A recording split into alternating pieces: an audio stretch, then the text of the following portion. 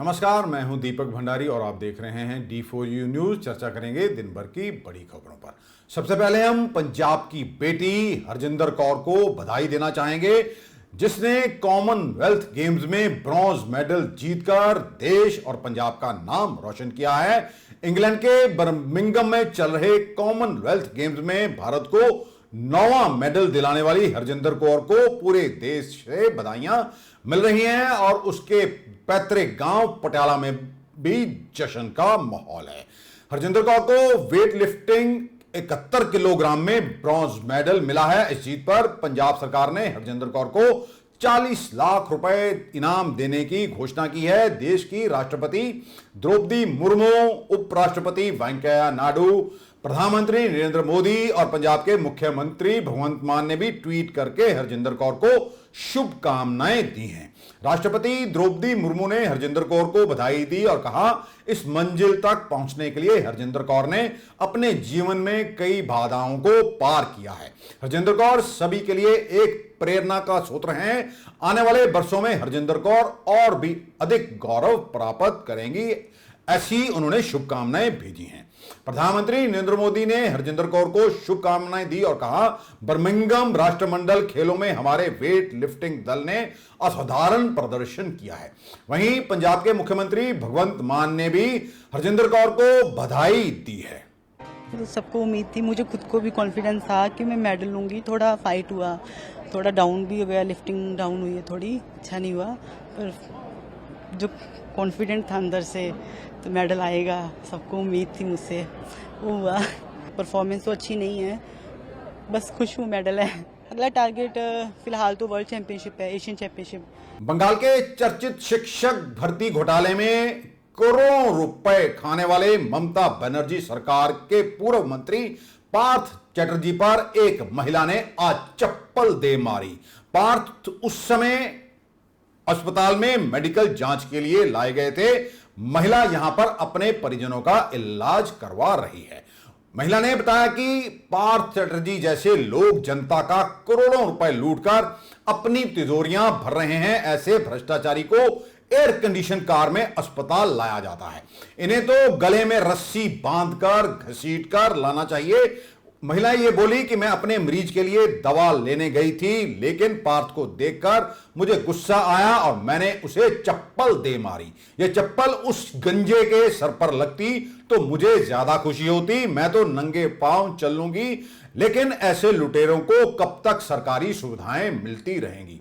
आपको बता दें कि पार्थ चैटर्जी को ईडी की ओर से गिरफ्तार किया जा चुका है और उनकी एक जो सहयोगी है अर्पिता से भी 50 करोड़ रुपए की नकदी ईडी बरामद कर चुकी है और कहा जा रहा है कि यह घोटाला 1000 करोड़ रुपए से भी अधिक का है। अब सबसे बड़ा यह सवाल है कि पार्थ चैटर्जी ने शिक्षा मंत्री रहते हुए जिन शिक्षकों को भर्ती किया, घूस के पैसे लिए, आखिरकार वह बच्चों को किस तरह की शिक्षा देते होंगे, सरकार की इस पर भी नजर है। पंजाब के सेहत मंत्री चेतन सिंह जौड़ा माजरा की सख्ती की गाज पूर्व मुख्यमंत्री चरणजीत सिंह चन्नी की भाभी पर गिरी है। चरणजीत सिंह चन्नी के भाई डॉक्टर मनोहर सिंह की पत्नी डॉक्टर मरिंदर कौर ने भी अपनी नौकरी से इस्तीफा दे दिया है। वह खरड़ सिविल अस्पताल में सीनियर मेडिकल अफसर के पद पर तैनात थी। कुछ दिन पहले सेहत मंत्री चेतन सिंह जौड़ा माजरा ने खरड़ अस्पताल का दौरा किया था, जिसमें वार्ड में पंखे न चलने और वहां पर फैली गंदगी को देखकर एसएमओ को फटकार लगाई थी, जिसके बाद डॉक्टर मनिंदर का तबादला खरड़ से बरनाला के धनौरा में कर दिया। डॉक्टर मनिंदर के पति डॉक्टर मनोहर सिंह भी पंजाब विधानसभा चुनाव लड़ चुके हैं। इसके लिए उन्होंने भी एसएमओ के पद से इस्तीफा दिया था। आपको बता दें कि वह बस्सी पठाना से कांग्रेस की टिकट मांग रहे थे। कांग्रेस से टिकट ना मिली तो वह आजाद खड़े हो गए, लेकिन हार गए। अब उनकी पत्नी की ओर से भी इस्तीफा दे दिया गया है। बाबा फरीद मेडिकल यूनिवर्सिटी के वाइस चांसलर के अपमान को लेकर आम आदमी पार्टी सरकार फंस गई है। डैमेज कंट्रोल के लिए सेहत मंत्री चेतन सिंह जौड़ा माजरा का विभाग बदला जा सकता है, ऐसी चर्चाएं चल रही हैं। डॉक्टर और उनसे जुड़े संगठन लगातार चेतन सिंह जौड़ा माजरा के रवैये का विरोध कर रहे हैं कि उन्होंने आखिरकार वीसी राय बहादुर को गंदे बेड पर लेटने के लिए क्यों कहा। वहीं अगर हिमाचल प्रदेश में चुनाव का दबाव बढ़ा तो जोड़ा माजरा की मंत्री पद से छुट्टी भी की जा सकती है। मंत्री के हाथों अपमानित होने के बाद vice chancellor doctor Raj Bahadur ने इस्तीफा दे दिया था और वह हिमाचल के ही रहने वाले हैं, जहां पर अगले विधानसभा चुनाव जीतने के लिए आम आदमी पार्टी पूरा जोर लगा रही है। डॉक्टर राज बहादुर ने मंत्री के अपमानित किए जाने के बाद ही अपना इस्तीफा गवर्नर को भेज दिया था। केंद्र की नई जीएसटी पॉलिसी में अब गुरुद्वारों, मंदिरों और मस्जिदों में बनी लग्जरी सराय पर भी टैक्स लगा दिया गया है। केंद्र सरकार ने लग्जरी सराय पर 12% टैक्स जोड़ दिया है, लेकिन शिरोमणि गुरुद्वारा प्रबंधक कमेटी ने इसका विरोध किया। उन्होंने केंद्र सरकार को यह कहकर वापस लेने को कहा है। उनका कहना है कि सराय कोई व्यवसाय नहीं है। वहीं मुख्यमंत्री भगवंत मान ने भी श्री हरमंदिर साहब के नजदीक सरायों को जीएसटी के दायरे में लाने के फैसले को मनमाना और अनुचित कदम बताया। मुख्यमंत्री ने हरमंदिर साहब के नजदीक सरायों पर टैक्स लगाने के फैसले की निंदा भी की। उनका कहना है कि गुरु गोविंद सिंह एनआरआई निवास, बाबा दीप सिंह निवास, माता भागकौर निवास सहित सराय दरबार साहब से संबंधित हैं और वहां पर जीएसटी लगाना बेबुनियाद है। इसी को लेकर आसपास जो होटल मालिक हैं उनकी ओर से भी विरोध किया गया है। पंजाब के मुख्यमंत्री दूसरी शादी रचाने के बाद पहली बार अपने पैतृक गांव सतोज पहुंचे। उनकी पत्नी डॉक्टर गुरप्रीत कौर भी उनके साथ थी, जहां गांव के लोगों ने उनका जोरदार स्वागत किया। गांव की बुजुर्ग महिलाओं ने मुख्यमंत्री भगवंत मान और उनकी पत्नी को आशीर्वाद दिया। डॉक्टर गुरप्रीत कौर हरियाणा के पेहोवा की रहने वाली हैं। इस दौरान भगवंत मान ने कहा कि पंजाब में शादियां बहुत महंगी हो गई हैं। 60 से 70 लाख रुपए लगने लगे हैं, जिसके बाद लोग कर्जे में डूब जाते हैं, फिर फांसी लगानी पड़ती है। उन्होंने कहा कि हमें दुख और सुख के समागम हमेशा सादे तौर पर करने चाहिए, वरना आदमी पर कर्जा चढ़ जाता है और वह परेशान रहने लगता है। यही चिंता फिर आदमी को चिता की तरफ ले जाती है। राजस्थान के मुख्यमंत्री अशोक गहलोत ने अग्निपथ और उदयपुर की घटना को लेकर प्रधानमंत्री नरेंद्र मोदी और केंद्र सरकार पर निशाना साधा। उन्होंने कहा कि अग्निपथ इस साल का सबसे बड़ा मजाक होगा। 4 साल की नौकरी और उसके बाद घर बैठ जाओ। जवान के 22 साल में ही उसे रिटायर कर दिया जाएगा। अब 2 साल बढ़ाकर इसे 24 साल किया गया है। उन्होंने कहा कि संसद में आजकल बहस होती नहीं, किसी को बोलने नहीं दिया जा रहा। नौजवानों को धमकी अलग से दी कि विरोध प्रदर्शन किया और अगर पुलिस केस बन गया तो आपको अग्निवीर में नौकरी नहीं मिलेगी। गहलोत यहां बिरला ऑडिटोरियम में सिविल सोसाइटी के साथ बजट पर वर्कशॉप के दौरान बातचीत कर रहे थे। गहलोत ने यह भी कहा यूपीए सरकार को बदनाम किया गया। लोकपाल की बात हो रही थी, कहां गया लोकपाल। अन्ना हजारे आज खुद गायब हो गए हैं। आतंक मचा रखा था, वो पता नहीं अब कहां चले गए हैं। सरकार बनते ही मोदी जी ने काले धन पर कमेटी बनाई, 8 साल से उसका पता नहीं क्या हुआ। कोलगेट, 2G सब मुद्दे कहां गए, किसी को इसका पता नहीं है।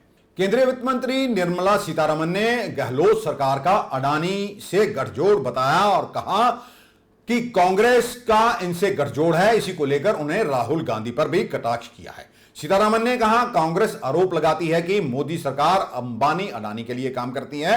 आप लोग यही कहते हो, सिर्फ मैं उदाहरण देना चाहती हूं।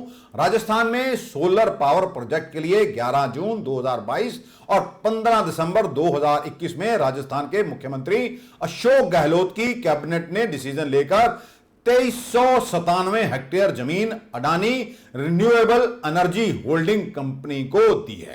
उन्होंने कहा कि राजस्थान में कांग्रेस की सरकार ने अडानी को सोलर पावर प्रोजेक्ट के लिए जमीन दी है। हम अडानी अंबानी के चक्कर में नहीं आए, आप बुला बुलाकर अडानी को जमीनें दे रहे हो।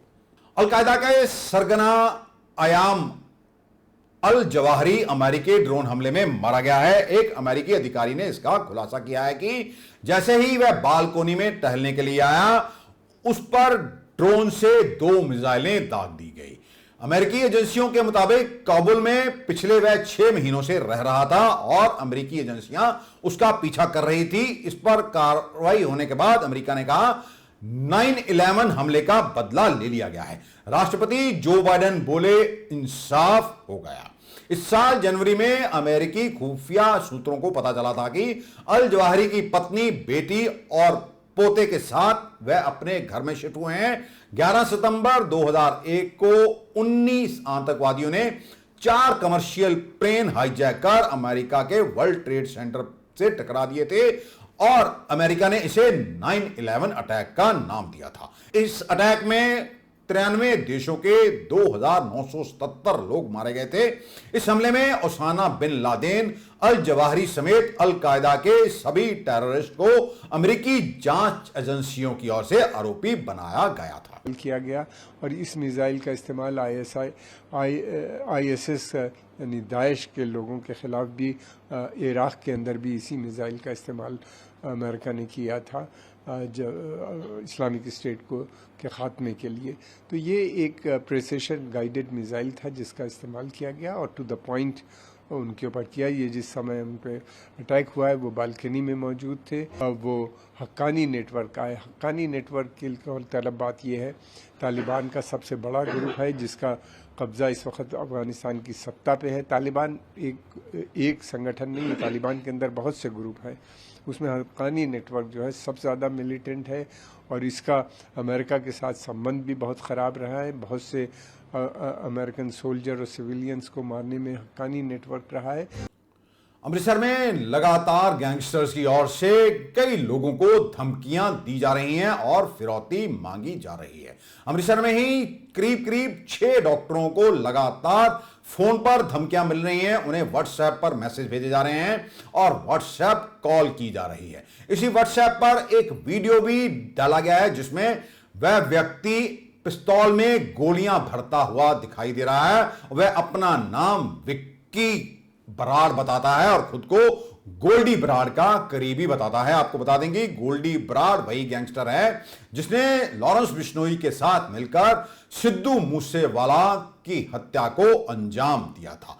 अब डॉक्टर जगत सहमे हुए हैं, उन्हें लगातार धमकियां आ रही हैं। हालांकि पुलिस की ओर से मामला दर्ज कर लिया गया है लेकिन अभी तक पुलिस गैंगस्टरों तक नहीं पहुंच पाई है। इसमें खास बात यह है कि डॉक्टरों को जो मैसेज भेजे जा रहे हैं उसमें एक नंबर, बैंक अकाउंट का नाम और नंबर और IFSC कोड भी बताया गया है और कहा जा रहा है इस पर अपना पैसा जमा करा दो वरना अंजाम के लिए तैयार रहो। अब लोग डरे हुए हैं, आखिरकार प्रशासन क्या कर रहा है यह भी सबसे बड़ा सवाल है। आज के लिए बस इतना ही। कल आपके समक्ष फिर हाजिर होंगे, तब तक के लिए नमस्कार।